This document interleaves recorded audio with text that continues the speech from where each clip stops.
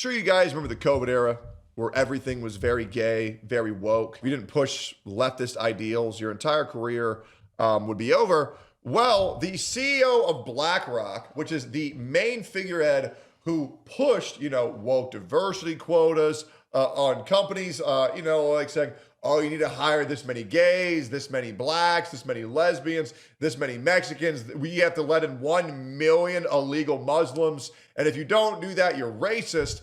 Well, he said, in his own words, the leader and the main pusher of the woke movement, that it was a failed experiment and it blew up in everybody's face. And yep, it was entirely coordinated. Let's get into it. Do you believe the woke era a failed experiment? The ESG, the DEI, the kind of push for that? When you talk about things now, you talk in a practical sense, what we can do, what we can get done. Looking back at that, how do you see it? Society moves, the pendulum moves all the time. In BlackRock's cases, we are responsible for managing money for everybody. They are.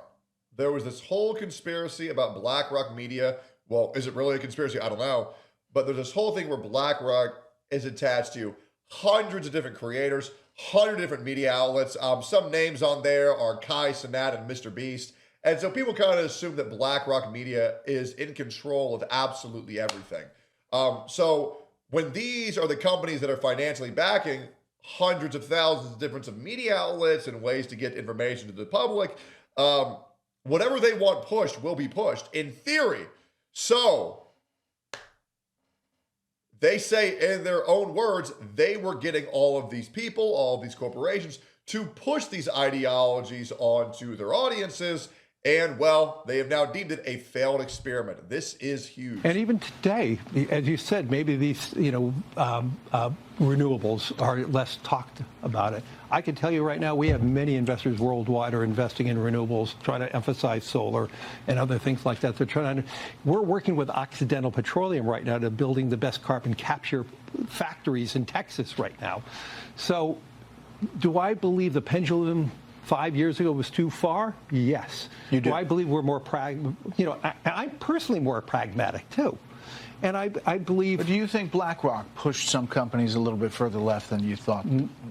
It was never our intention, because our job is to be... I got to be a fiduciary to everybody who gives us money.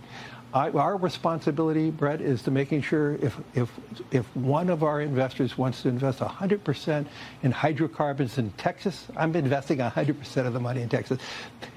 He's dodging the question, but he already said directly, but he just didn't like the way he said it, that yes, he pushed everybody on this world too far left. And that's what people need to understand about the media, is that the media controls the world. The media controls your mind.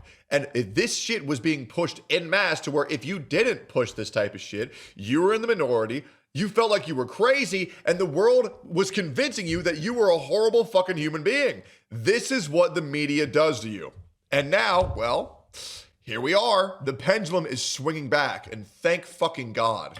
But if another state fund wants us to invest in, let's say, all green energy, we're going to do that. It's their money. But today, because of AI, what this guy is saying is whatever companies are backing us, we're going to do exactly what they say. And if they want us to push this propaganda, we'll push it. But it went too far.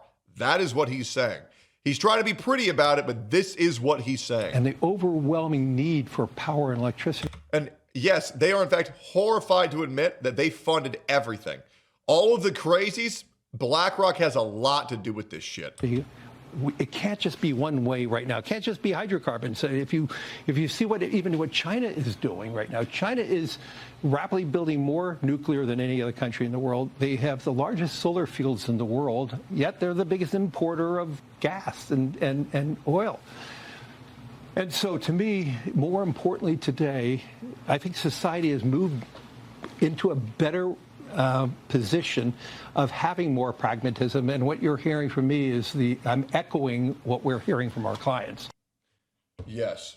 So there was a failed experiment where everybody was trying to go far left giga woke, where everybody's trans, where everybody's gay, and God is the devil.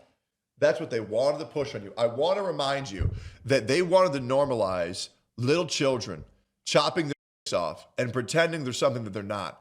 They wanted to normalize people walking around in fursuits, pissing on themselves, and putting litter boxes in middle schools. And they wanted to villainize a man trying to support a woman for the rest of their life, having a family, and worshiping God. That's what they wanted you to consider what was fucking evil. BlackRock can suck my dick. They are corporate scumbags who are ruining the general populace's mindset of what is good and what is not. We have another video from an incredible mask-off moment. British MP Alex Wilkinson says that X is a major problem because you can voice immigration concerns online. We obviously have social media, which is a massive problem at the moment for engagement. I'm tempted to say, you know, how you make your voice heard as a citizen in 2025 in the UK. Set up an X account and start writing some sort of nativist content, and it will go around the world really, really quickly. Your voice will be heard as quickly as you want it to be. Not in a way that I would be comfortable with, and I would suggest probably not in a way that most people on the panel this evening would be comfortable with either. But that is a really easy way to get your voice heard. Get some content about, you know, how you think immigration's too high, or immigration is the big thing that's tearing the country apart, etc.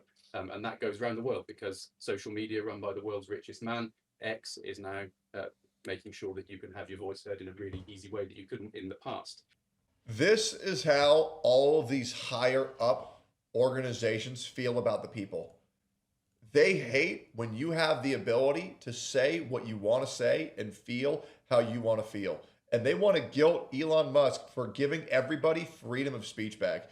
They want to guilt Elon Musk for giving the world freedom of expression back. As I've said this hundreds of times, if Elon Musk did not buy Twitter, we would still be stuck in the 2020 to 2022 giga woke era. Now people are able to actually voice their concerns. We've seen this online with Twitter. We've seen this online with what's going on in Japan and America. We're having an alliance because the same things that's destroying our country is now happening over in Japan. We would not have the ability to communicate this if it were not for Elon Musk. I don't give a fuck what you think about him. I think Elon Musk is in a lot of good in this world, and they're trying to get you to hate him because, well, he's giving people their fucking voice back. They hate that you can say what is actually wrong with the world. They hate how they do not have you under their thumb anymore. They hate how you can speak your mind and find like-minded individuals and fucking do something about it. This is why I started to stream on Rumble. Because even platforms like YouTube are heavily censored. That is why I stream on Rumble every single day at 9 a.m. CST. That way I don't have to be censored. Pretty soon, I'm going to start uploading my uncensored videos to Rumble and the censored versions to YouTube. I'm going to double dip. I don't care.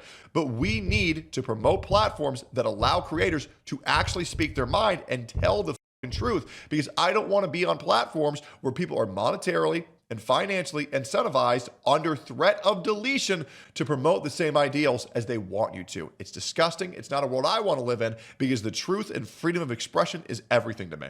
And that's where I'll leave it at that. If you're in agreement, like, comment, subscribe. I'll see you on the next video. Thank you for watching and keep on communicating because the moment you stop talking, that's when violence happens. And the moment you stop talking, that's when they win. Let's get at it, boys. Appreciate y'all. Bye-bye.